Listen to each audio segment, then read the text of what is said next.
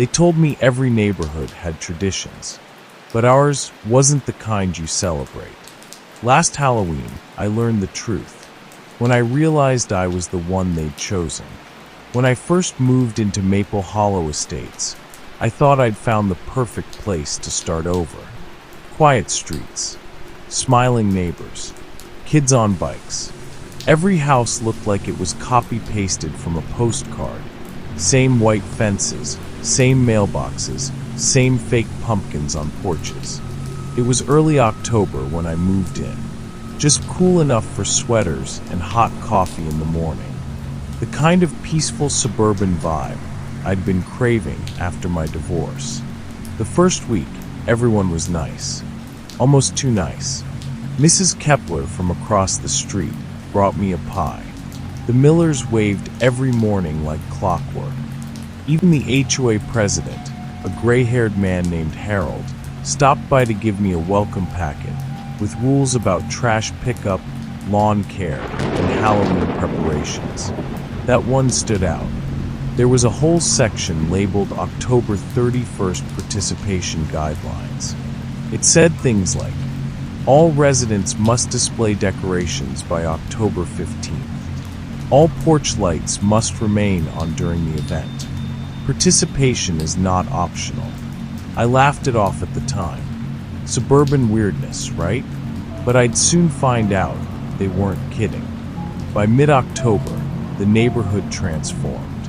Every yard turned into a Halloween diorama. Fake tombstones, orange lights, skeletons hanging from trees. Everyone went all in. But there was something off about the decorations. No plastic witches or goofy inflatables. These were too realistic. The mannequins looked wrong.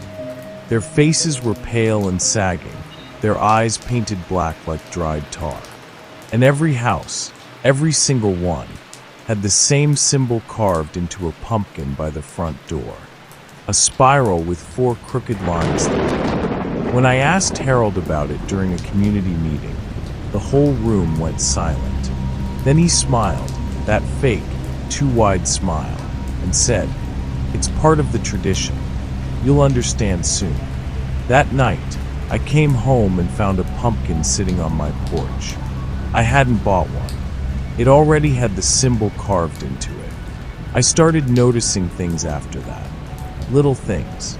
At night, the streetlights flickered. All of them except the one in front of my house. I'd hear footsteps outside around midnight, slow and deliberate. Sometimes a knock. Sometimes just whispering.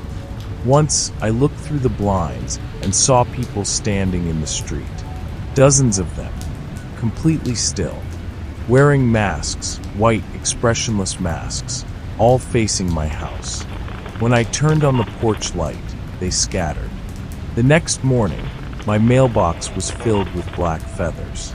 I went to the police, but they said it was probably a prank, a Halloween stunt. But when I told my neighbor, Mrs. Kepler, she just looked at me and whispered, "You should have kept your light off." I asked her what she meant, but she just closed her door. Halloween night came faster than I expected. By then, the whole neighborhood was buzzing. People setting up bonfires, music, costumes. It almost looked normal, until I noticed no kids. Not one trick-or-treater, just adults, all wearing those same white masks. At exactly 9 p.m., every porch light on the street flicked on at once, all except mine. Then I heard the knock. 3 slow knocks on my door. I froze. Then a voice, calm, deep, said, "It's your turn, Mr. Taylor." When I looked through the peephole, Harold was standing there, holding a lantern. Behind him, dozens of neighbors, standing in a half circle, all wearing those masks. Their breath misted in the cold air. No one moved. "It's time," Harold said. "You've been chosen." I laughed. I thought it was a prank, until I saw what they were holding. Chains, knives, ropes. And that's when the chanting began. Low, rhythmic. That same spiral symbol, drawn in chalk across the street. One joins, One pays, one stays, over and over again. I slammed the door shut and ran for the back. Grabbed my phone, tried calling 911, no signal. Every light in the house went out. Then, footsteps inside, coming from the hallway. They were in the house. I hid behind the kitchen counter, clutching a knife. I could hear them whispering my name. Different voices. Some sounded familiar, neighbors I'd spoken to that morning. "Mr. Taylor, come outside." Then I saw the shadow on the wall, tall, crooked, head tilting in unnatural jerks. When it passed, I bolted through the side door, straight into the woods behind my house. The chanting grew louder, echoing through the trees. I didn't dare look back. Branches tore at my clothes. My lungs burned. But then, I saw a light ahead. A clearing. A bonfire. And around it, the entire neighborhood. Dozens of them. Masks gleaming in the firelight. And something huge, moving behind them. It looked human, but its limbs were wrong.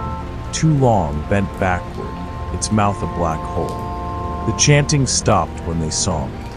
Harold stepped forward, mask in hand. "You ran," he said softly. "They always run."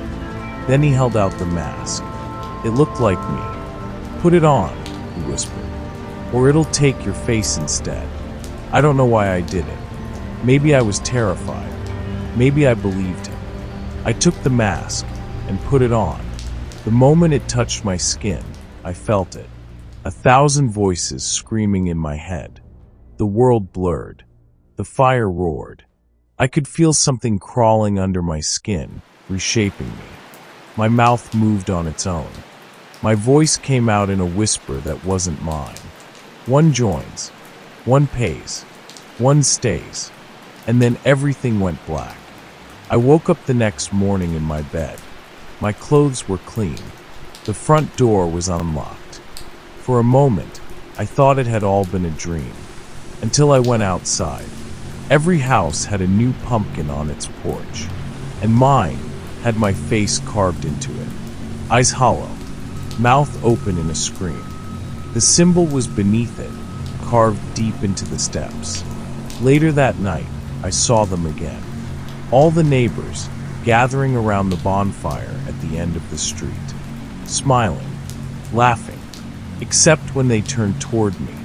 Every one of them froze, and Harold raised his glass.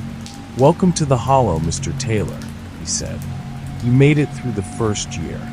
Then he winked, and I swear, for just a second, the skin around his neck moved, like something underneath was shifting. Now I keep my porch light on every Halloween, because I know what happens when you don't. And next year, someone new will move in, and when they do, I'll be the one bringing the pumpkin.